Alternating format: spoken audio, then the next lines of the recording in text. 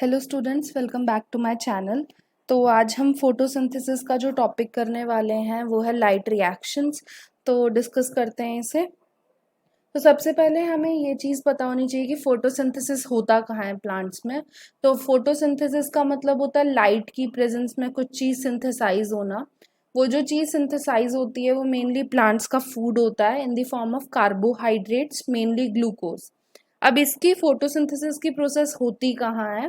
तो ये होती है प्लांट के जो भी ग्रीन पार्ट्स होते हैं उनके अंदर। ग्रीन पार्ट्स जैसे लीव्स, मेनली लीव्स में होती है, लेकिन उसके अलावा स्टेम में भी हो सकती है, जो कि ग्रीन पार्ट है प्लांट का। लीफ के अंदर भी कुछ पर्टिकुलर टिश्यू होता है जिस टिश्यू को मीजोफिल टिश्यू बोला जाता है, या मीजोफिल सेल्स उसके अंदर प्रेजेंट होते हैं। फिल मतलब लीफ, तो लीफ के मीजो मतलब बिल्कुल मिडल वाले रीजन में जो सेल्स होते हैं उन्हें मीजोफिल सेल्स बोलते हैं। उनके अंदर फोटोसिंथेसिस होती है। इस प्रोसेस के लिए लीव्स के मीजोफिल सेल्स में बहुत सारे क्लोरोप्लास्ट होते हैं। लगभग 20 to 30 क्लोरोप्लास्ट होते हैं एक सेल के अंदर। वही फोटोसिंथेसिस करने में हेल्प करते हैं। तो क्लोरोप्लास्ट का अगर हम स्ट्रक्चर देखें तो कुछ ऐसा दिखता है। इसके अंदर सबसे पहली चीज आप देखोगे कि क्लोरोप्लास्ट की दो मेम्ब्रेन है, एक आउटर मेम्ब्रेन और एक इनर मेम्ब्रेन। इनके अंदर फिर क्लोरोप्लास्ट के जो स्ट्रक्चर प्रेजेंट होते हैं, कुछ कॉइन लाइक स्ट्रक्चर्स प्रेजेंट होते हैं। इन कॉइन लाइक स्ट्रक्चर्स को बोलते हैं थाइलेकॉइड्स।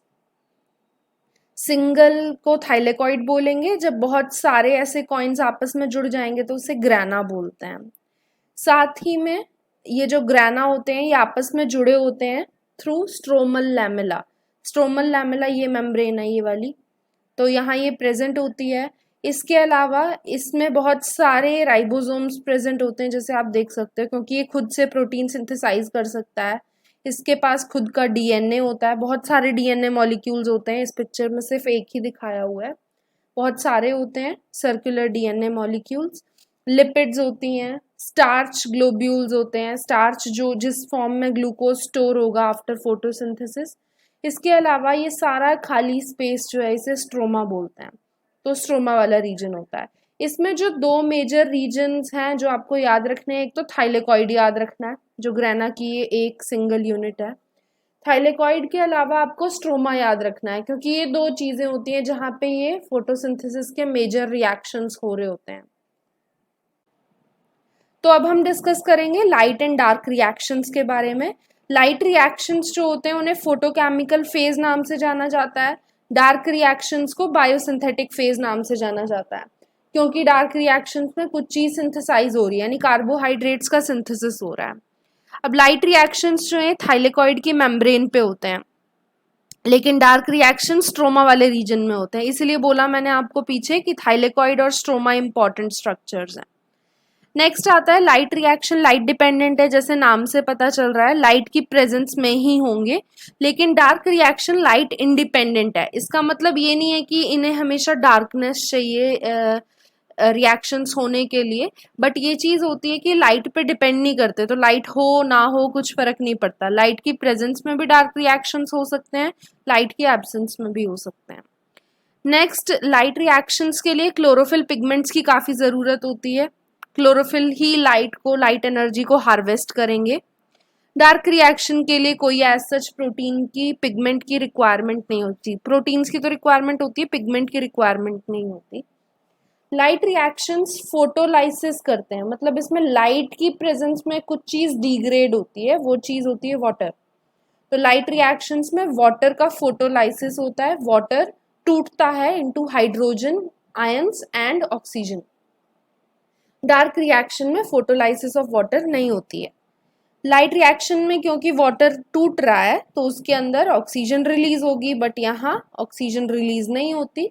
डार्क रिएक्शंस में कार्बोहाइड्रेट्स की सिंथेसिस हो रही है, यानी रिडक्शन ऑफ कार्बन डाइऑक्साइड। तो कार्बन डाइऑक्साइड रिड्यूस होती है, फिक्स होती है, और तभी कार्बोहाइड्रेट्स बनते हैं। अब जो लाइट रिएक्शंस होते हैं उनके मेजर प्रोडक्ट हैं एटीपी और NADPH।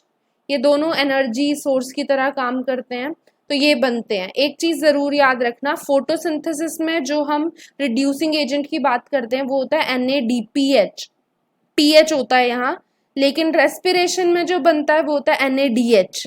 तो ये चीज याद रखना, P फॉर फोटोसिंथेसिस, तो NADPH फोटोसिंथेसिस में ही बनता है।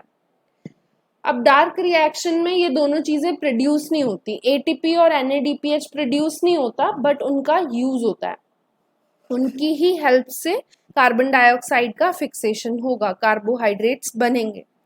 लाइट रिएक्शन की डिस्कवरी हिलमैन नाम के साइंटिस्ट ने करी थी, तो इसे हिल्स रिएक्शन भी कभी कभी बोलते हैं, हिलमैन्स रिएक्शन भी बोलते हैं। डार्क रिएक्शन को ब्लैकमैन्स रिएक्शन बोलते हैं, क्योंकि ब्लैकमैन साइंटिस्ट ने इसकी डिस्कवरी की थी। नेक्स्ट आता है, ये पूरी प्रोसेस आपको एक इमेज के थ्रू मैंने समझाई है। तो जब भी सूरज प्रेजेंट होगा, यानी लाइट की प्रेजेंस है, लाइट एनर्जी आ रही है, वो लाइट स्ट्राइक करेगी on the surface of chloroplast. ये क्लोरोप्लास्ट है, तो इसके सरफेस पे जब भी लाइट आएगी तो ये जो थाइलेकॉइड्स होते हैं, ग्राना वाला जो स्ट्रक्चर है, ये थाइलेकॉइड्स जो है लाइट एनर्जी को हार्वेस्ट करेंगे, क्योंकि इनके अंदर क्लोरोफिल मॉलिक्यूल प्रेजेंट होते हैं। तो जब ये लाइट को हार्वेस्ट कर लेते हैं तो ये वाटर की फोटोलाइसिस करते हैं in the presence of light, क्योंकि फोटोलाइसिस टर्म हम यूज कर रहे हैं ना, फोटो का मतलब लाइट, तो फोटो लाइट की प्रेजेंस में वाटर का ब्रेक डाउन होगा इनटू ऑक्सीजन। तो ऑक्सीजन जो मेजर प्रोडक्ट है फोटोसिंथेसिस का, वो बनता है ड्यूरिंग लाइट रिएक्शन। इसके अलावा बनते हैं ATP और NADPH। अब ये ATP और NADPH यूज होते हैं इन डार्क रिएक्शन। डार्क रिएक्शन जिसे हम कैल्विन साइकिल या फिर बायोसिंथेटिक फेज बोलते हैं, इस रिएक्शन में ये ATP और NADPH यूज करके कार्बन डाइऑक्साइड का फिक्सेशन होता है। कार्बन डाइऑक्साइड कहाँ से आई है? एटमॉस्फेयर से आएगी, स्टोमेटा की हेल्प से। तो कार्बन डाइऑक्साइड आएगी, डार्क रिएक्शन होगा और रिएक्शन का प्रोडक्ट होगा शुगर, जो कि कार्बोहाइड्रेट्स हैं ग्लूकोज की फॉर्म में। और फिर ये जो ATP और NADPH हैं, ये कन्वर्ट हो जाते हैं ADP और NADP में, और ये फिर वापस लाइट रिएक्शन में जाते हैं और वहां से फिर से इन पे फॉस्फेट अटैच हो जाता है। ADP पे फॉस्फेट अटैच होगा और NADP पे H+ आयंस, ये अटैच होंगे और उनसे वापस ATP और NADPH बन जाएगा।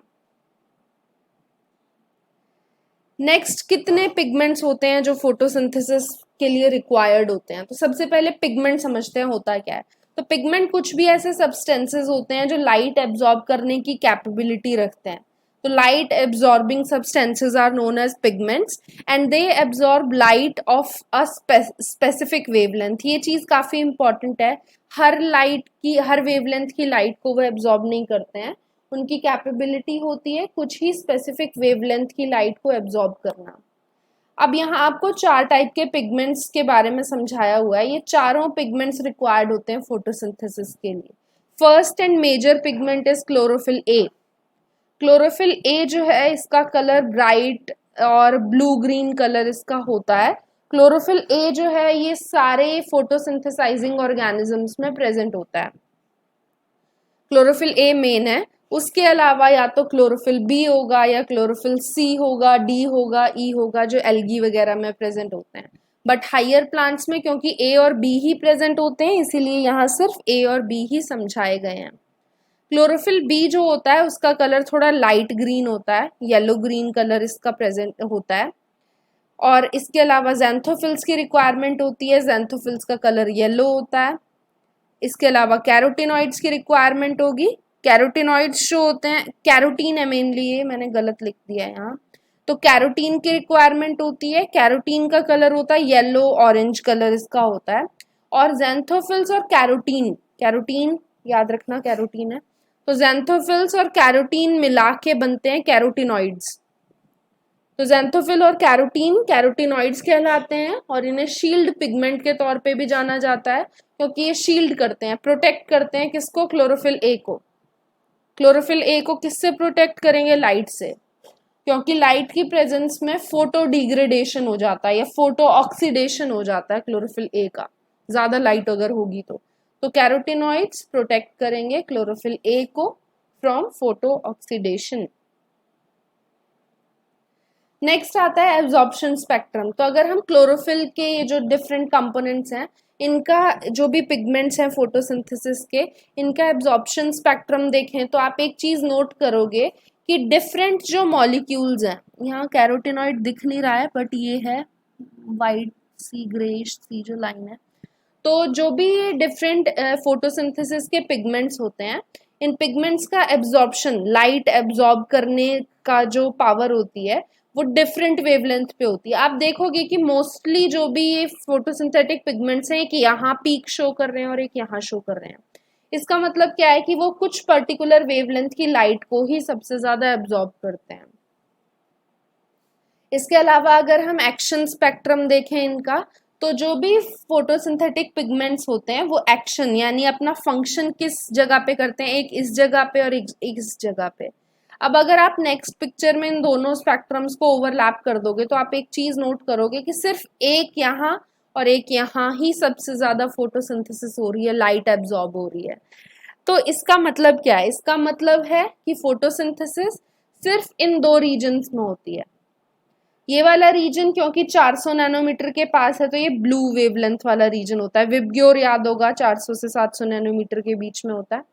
तो ये ब्लू रीजन है जो 400 नैनोमीटर के आसपास की लाइट को एब्जॉर्ब करता है, और एक है ये वाला रेड वाला रीजन जिसमें क्लोरोफिल या फोटोसिंथेटिक पिगमेंट्स रेड वाली वेवलेंथ की जो लाइट है उसे एब्जॉर्ब करते हैं, जो 700 नैनोमीटर के आसपास आती है। तो यानी फोटोसिंथेसिस मेनली जो हो रही है वो हो रही है ब्लू और रेड रीजन की लाइट में। इनमें से भी अगर आप देखोगे तो जो रेड रीजन की लाइट है वो ज्यादा एफिशिएंट होती है फोटोसिंथेसिस के लिए। यानी फोटोसिंथेसिस हो तो ब्लू और रेड दोनों में जाएगी, बट अगर रेड होगी तो ज्यादा एफिशिएंसी से फोटोसिंथेसिस होगी, ज्यादा एफिशिएंटली कार्बोहाइड्रेट्स का प्रोडक्शन होगा। नेक्स्ट अगर हम लाइट रिएक्शन की बात करें, जैसे फोटोकेमिकल फेज भी बोलते हैं, तो उसके लिए अभी बताया पिगमेंट्स की जरूरत होती है जिन्हें फोटोसिंथेटिक यूनिट्स भी बोलते हैं। ऐसी यूनिट्स, ऐसे स्ट्रक्चर्स जो लाइट को हार्वेस्ट करेंगे। अब इनके अंदर दो टाइप के फोटो सिस्टम्स होते हैं। एक होता है फोटो सिस्टम 1 जिसे PS1 भी बोलते हैं, और एक होता है फोटो सिस्टम 2 जिसे PS2 भी बोलते हैं। अब ये जो PS1 और PS2 होते हैं दोनों ही डिफरेंट वेवलेंथ ऑफ लाइट को एब्जॉर्ब करते हैं, वो हम आगे डिस्कस करेंगे। इनके अगर टाइप्स देखोगे आप तो दोनों के, PS1 के भी दो टाइप हैं, PS2 के भी दो टाइप हैं। अब इनके जो नाम होते हैं, LHC1 है PS1 के केस में और LHC2 है PS2 के केस में, और एक होता है रिएक्शन सेंटर। अब यहाँ आप नोट करोगे कि रिएक्शन सेंटर जो PS1 का है वो काम करता है 700 नैनोमीटर की लाइट पे, इसीलिए इसे P700 भी बोलते हैं। PS1 को P700 के नाम से भी जाना जाता है। और जो PS2 का रिएक्शन सेंटर है वो एब्जॉर्ब करता है 680 नैनोमीटर की लाइट को, इसीलिए उसे P680 भी बोला जाता है। अब ये जो LHC है इसका क्या मतलब होता है? LHC होता है लाइट हार्वेस्टिंग कॉम्प्लेक्स, यानी ऐसा कॉम्प्लेक्स, ऐसा स्ट्रक्चर जो बहुत सारी चीजों से मिलके बना है और लाइट को हार्वेस्ट करेगा। अब ये जो LHC होते हैं दोनों फोटो सिस्टम्स के, वो भी फर्दर दो में डिवाइडेड है। एक होता है LHP और एक होता है प्रोटीन। कॉम्प्लेक्स है तो कुछ चीजों से मिलके बना होगा। LHC1 जो है वो बना होता है LHP से, जिसे लाइट हार्वेस्टिंग पिगमेंट बोलते हैं, LHP। और सेम LHC2 यानी PS2 का LHC भी LHP से बना होता है, लाइट हार्वेस्टिंग पिगमेंट और प्रोटीन। यहाँ एक चीज याद रखना, LHC और LHP में कंफ्यूज मत होना।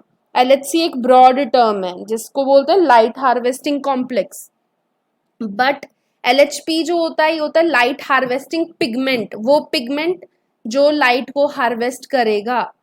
अब यहाँ आप एक चीज नोट करोगे, जो फोटोसिंथेटिक पिगमेंट्स हमने देखे उनमें से क्लोरोफिल ए होता है रिएक्शन सेंटर में। तो रिएक्शन सेंटर मेन जो रिएक्शन करेगा फोटोसिंथेसिस का, उसमें चाहिए होता है क्लोरोफिल ए। यहाँ भी क्लोरोफिल ए होगा और यहाँ भी क्लोरोफिल ए होगा।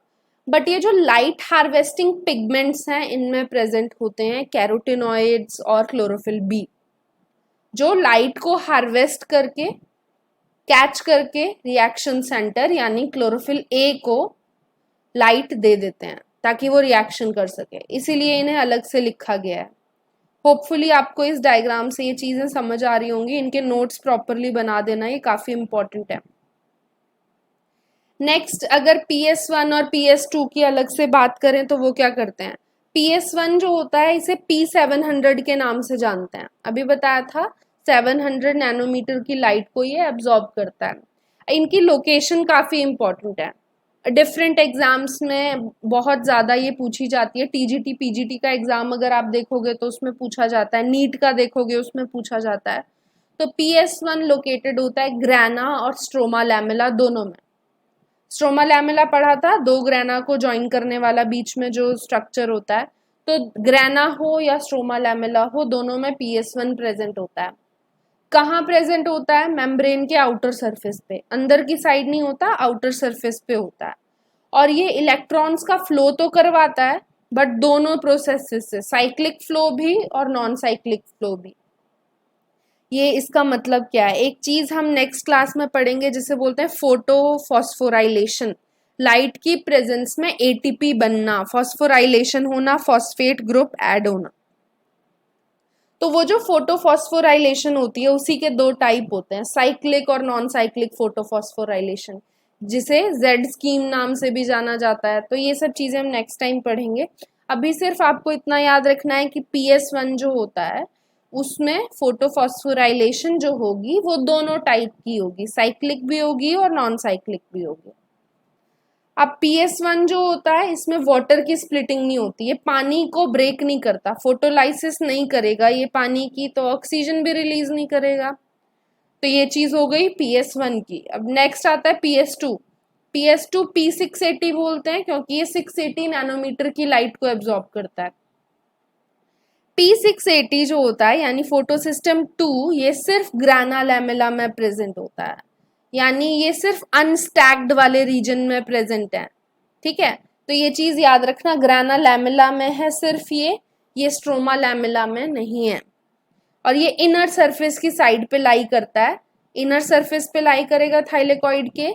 और इसमें सिर्फ नॉन साइक्लिक फोटोफॉस्फोराइलेशन होती है, नॉन साइक्लिक वे में ही इलेक्ट्रॉन्स फ्लो करते हैं, यानी जेड स्कीम से ही फ्लो करते हैं। वाटर की फोटोलाइसिस होती है, स्प्लिटिंग होती है, ऑक्सीजन रिलीज होती है। होपफुली आपको PS1 PS2 क्लियर हो गए हो। नेक्स्ट टाइम हम करेंगे फोटोफॉस्फोराइलेशन क्या होता है, डार्क रिएक्शन क्या होते हैं, केमी सिंथेटिक जो केमियोस्मोटिक हाइपोथेसिस है वो क्या होती है, वो सब चीज़ें हम नेक्स्ट टाइम करेंगे। अगर आपके कुछ भी डाउट हो तो नीचे डिस्क्रिप्शन बॉक्स में मैंने मेल आईडी मेंशन की हुई है, आप वहाँ पे क्वेश्चन भेज सकते हो मुझे, मैं क्वेश्चन सॉल्व करके आपको बता दूंगी। इसकी पूरी एक प्रॉपर PGT TGT बायोलॉजी नाम से एक प्लेलिस्ट बनी हुई है जिसमें मैंने 11th-12th के काफ़ी टॉपिक्स कवर किए हैं, और भी आगे करूँगी। अगर कुछ भी आपका डाउट होता है तो कमेंट सेक्शन में ज़रूर पूछिएगा। Okay, till then, good bye.